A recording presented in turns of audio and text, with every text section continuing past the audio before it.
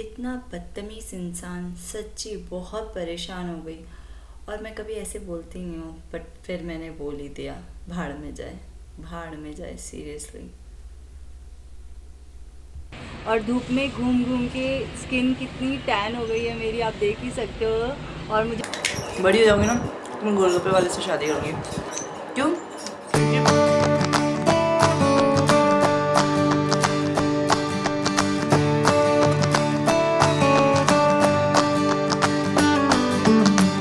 Hello friends, आज day 2 है, चाय पीने के लिए निकल रही हूँ। तो चाय पीते हैं।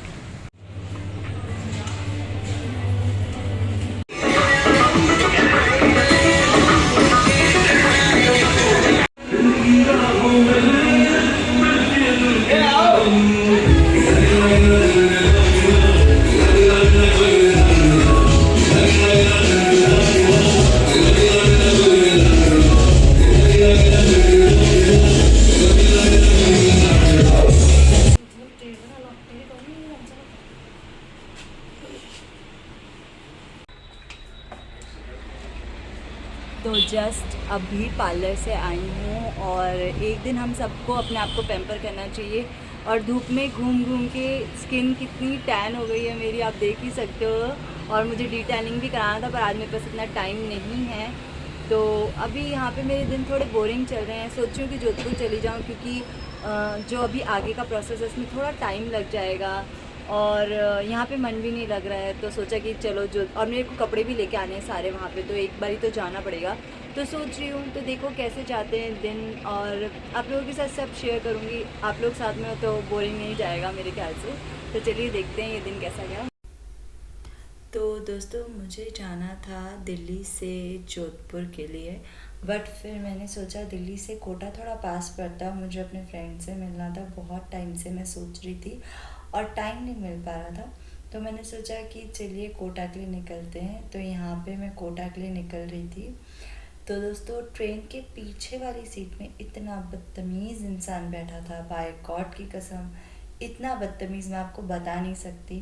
पूरे मतलब 1 घंटे, मतलब शायद दिल्ली से कोटा के लिए करीबन 5 घंटे या 5.5 घंटे लगते हैं। 1 घंटे कंटिन्यूसली स्टे कर रहा था। और उसके स्टे करने से क्या हो रहा था कि मैं अनकंफर्टेबल हो रही थी। जितनी बारी भी मैं उसको देख रही थी, ऐसी घटिया सी स्माइल दे रहा था, इतनी घटिया सी कि मैं एक्सप्लेन भी नहीं कर सकती। मैंने 1 घंटे तक टॉलरेट किया। फिर जैसे ही 1 घंटा कंप्लीट हो गया, तो मैंने उसको देख के सीधा बोला कि तेरे पास कोई काम नहीं है क्या। और वैसे मैं ऐसा नहीं बोलती हूँ, बट मेरा एक तो दिमाग वैसे ही ख़राब हुआ था, जर्नी के वजह से धूप लग रही थी चेहरे पे बहुत ज़्यादा। ऊपर से फिर मैंने बोल ही दिया, भाड़ में जाए ऐसे लोग। मुझे समझ में नहीं आता ये इस तरीके से देख के लड़कियों को इतना अनकंफर्टेबल क्यों करते हैं। और अगर आपके साथ भी ऐसा कुछ होता है तो बोल दो, जो भी मन में आता है बोल दो। उसके बाद दोस्तों, इस इंसान ने एक बारी भी देखा नहीं, थैंक्स टू गॉड। पर अगर वो देखता ना, I swear to my god, मैं लिटरली टीटी से उसकी कंप्लेन करने वाली थी, या पुलिस वाले लोग आते हैं ना, मैं उससे कंप्लेन करती थी। और थैंक गॉड उसने सच में देखा नहीं। तो बस एक बारी बोल देने से काम बन गया यार मेरा। तो दोस्तों, ये मैं कोटा पहुंच गई थी और अपने फ्रेंड के टेरेस पे थी। ये बहुत इनोवेटिव आइडिया मुझे लगा, टेरेस गार्डन का, छोटे छोटे गमलों में बहुत सारे फ्लावर्स लगाने का। दिखने में भी बहुत अच्छा लगता है, बट हाँ, केयर चाहिए होती है क्योंकि एकदम धूप आती है। मैं भी बहुत टाइम से सोच रही थी कि मतलब अपने सारे गमले ऊपर शिफ्ट कर दूँ, पर यार इतनी केयर मेरे से हो नहीं पाती, इतना सारा काम होता है ना, इसीलिए। फिर दोस्तों, यहाँ से 1-2 दिन के बाद हम निकले थे वहाँ पे बालाजी के मंदिर पे। तो ये हम सिटी के रास्ते से होके निकले थे, तो ये सिटी है। उसके बाद दोस्तों, एकदम तंग तंग गलियाँ होती हैं ना, छोटी छोटी गलियाँ, उससे हम निकले थे। तो ये वीडियो मैंने ऐसे ही बना लिया, तो मैंने सोचा मैं डाल देती हूँ करके। जिन भी लोगों को बालाजी के दर्शन करने हैं वो इस वीडियो से कर सकते हैं। और ये दोस्तों, ये शायद रेलवे स्टेशन के पीछे का या आर्मी कैंट के पीछे का, मुझे अभी याद नहीं आ रहा। और ये हम यहाँ पे प्रसाद ले रहे हैं। और ये रहा बालाजी का मंदिर, आप सबको दर्शन करना है तो आप यहीं से कर सकते हो। और इसी के पीछे दोस्तों शिव मंदिर भी था, मतलब पीछे क्या, इसी के साइड में बना हुआ था, ठीक है। और कोटा में मैंने बहुत सारी चीज़ें खाई, पर मैं सबका फ़ोटो नहीं ले पाई। तो सबसे पहले मैंने खाई थी रोटी, कड़ी पकौड़ा, कढ़ाई पनीर, चावल। अगले दिन मैंने खाया था पास्ता। उसके अगले दिन मैंने खाया था मैकडॉनल्ड्स फ्रेंच फ्राइज़। ये था पनीर रैप और मैकपफ। पनीर रैप बहुत स्पाइसी था, बहुत अच्छा था। मतलब एक पनीर रैप खाने के बाद ही मेरा पेट इतना भर गया था ना कि मुझसे कुछ नहीं खाया जा रहा था। तो ये पनीर रैप मैंने फ़र्स्ट टाइम ट्राई किया है और इतनी मोटी हो गई हूँ ना खा खा के कि बता नहीं सकती। अब दोस्तों, अब मैं यहाँ से निकल रही हूँ और आप देख सकते हैं नवरात्रि में बहुत अच्छा डेकोरेट हुआ है। तब चलिए जोधपुर में मिलती हूँ। फाइनली मैं घर में आ गई हूँ और जस्ट मैं थोड़े गोलगप्पे लेके आई थी अपने लिए, तो मैंने सोचा इसे खा लेती हूँ। और कब से रखे हुए थे तो आधे टूट गए हैं। टूट गए हैं तो क्या हुआ, कुछ तो है।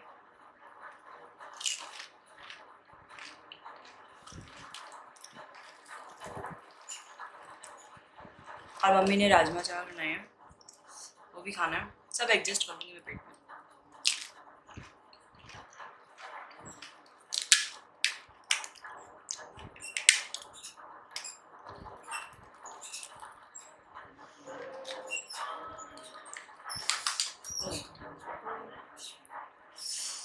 तुम प्यार हो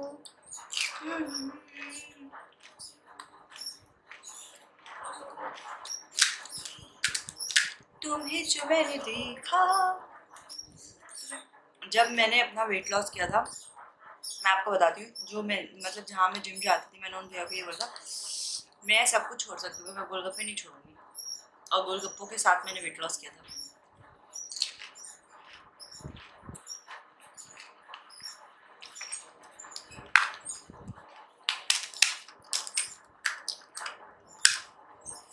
वाह वाह, मज़ा आ गया।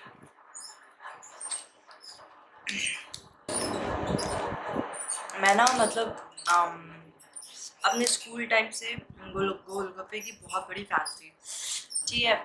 तो हम जब ना 9th-10th में थे, तो हमारे जहाँ पे ट्यूशन था ना, उसके सामने एयरफोर्स में एक गोलगप्पे वाले भैया थे। बहुत उसके पास बहुत लड़कियाँ आती थी, बहुत लड़कियाँ, वो लड़के भी।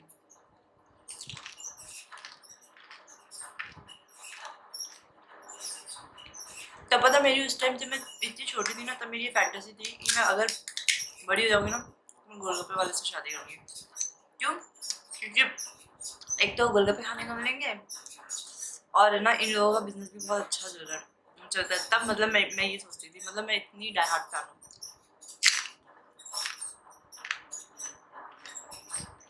अब मैं ये राजमा चावल लाई हूँ। मैं आपको बताती हूँ, जब मैं थी कोटा में और दिल्ली में, तभी मम्मी ने मुझे इतने फ़ोन किए ना, इतने फ़ोन किए, कब आ रही है घर, घर कब आ रही है, घर कब आ रही है। ठीक है, तो मुझे लगा पता नहीं कि मैं घर आऊँगी तो मेरे लिए दावत जैसा खाना बना के रखेगी। नमक भी नहीं है इसमें, सच्ची। एक मिनट, नमक लेकर ये भी मिल गई मुझे। हाँ, तो कहाँ थे हम? हाँ, तो जब मैं कोटा में थी, मेरी मम्मी मुझे इतने फ़ोन कर रही थी, जैसे पता नहीं जब मैं आऊँगी ना तो मेरे लिए दावत में खाना बना के रखेगी, ठीक है। और मैं सुबह आई ना, तभी मम्मी ने मेरे लिए बड़ी की और आलू की और रोटी बना के रखा। मुझे सबसे गंदी लगती है बड़ी की सब्जी। मेरी इतनी लड़ाई हुई ना, इसलिए रात में मेरे लिए राजमा चावल बनाए, जिसमें नमक नहीं डाला। हाँ, जब भी मैं आऊँगी ना बाहर से, जब भी, तब मेरी मम्मी कुछ खतरनाक ही बना के रखेगी। एक बार आई थी मैं दिल्ली से, और मेरी मम्मी ने मेरे लौकी बना के रखा था। उससे पहले एक बार आई थी तो करेले, पहले से पता कर लेती कि इस दिन मेरी बेटी आ रही है, उस दिन तो मुझे मतलब ऐसा खाना बनाना है जैसे उसके देख के होश उड़ जाए।